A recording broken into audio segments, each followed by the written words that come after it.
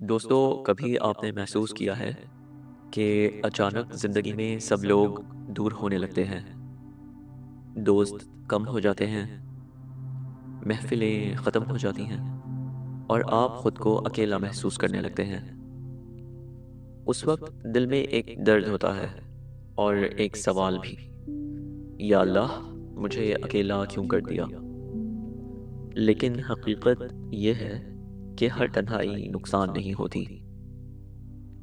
کبھی کبھی یہ اللہ کی طرف سے ایک خاص انتخاب ہوتی ہے۔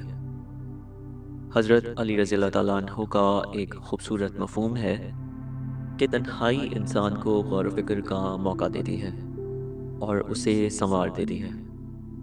یہی وہ حقیقت ہے جو ہم اکثر سمجھ نہیں پاتے۔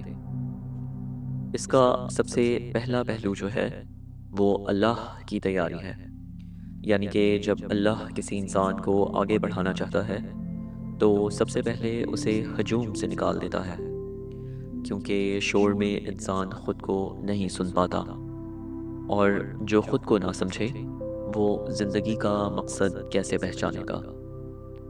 تو تنہائی دراصل وہ جگہ ہے جہاں اللہ انسان کو خاموشی میں تیار کرتا ہے۔ دوسرا پہلو، خود سے ملاقات۔ جب آپ اکیلے ہوتے ہیں تو پہلی بار آپ اپنے اندر جھانکتے ہیں۔ آپ سوچتے ہیں کہ میں نے کہاں کہاں غلطیاں کی، میں اپنی زندگی میں کیا بہتر کر سکتا ہوں۔ یہی وہ لمحہ ہوتا ہے جہاں انسان خود کو بدلنا شروع کرتا ہے۔ حضرت علی رضی اللہ تعالیٰ عنہ کی تعلیمات ہمیں یہی سکھاتی ہیں کہ جو خود کو پہچان لے وہی اصل کامیاب انسان ہے۔ تیسرا پہلو ہے اللہ سے تعلق۔ تنہائی انسان کو اللہ کے قریب لے آتی ہے۔ جب کوئی نہیں ہوتا تو انسان اپنے رب سے بات کرتا ہے، دل کھول کر دعا کرتا ہے، اپنے درد بیان کرتا ہے، اور وہیں سے سکون ملنا شروع ہو جاتا ہے، کیونکہ اللہ کے ساتھ جڑنے والا انسان کبھی اکیلا نہیں ہوتا۔ چوتھا اور آخری پہلو ہے سکون اور طاقت۔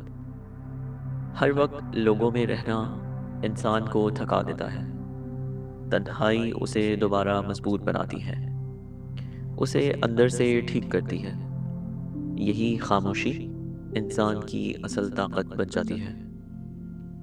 دوستو، یاد رکھیے، اگر اللہ نے آپ کو تنہا کیا ہے تو اس کا مطلب ہرگز یہ نہیں کہ وہ آپ کو چھوڑ چکا ہے، بلکہ اس کا مطلب یہ ہے کہ وہ آپ کو اپنے قریب لا رہا ہے۔ تنہائی سزا نہیں بلکہ ایک نعمت ہے۔ بس فرق اتنا ہے کہ کچھ لوگ اسے درد سمجھتے ہیں اور کچھ لوگ اسے اپنا مقدر بنا لیتے ہیں۔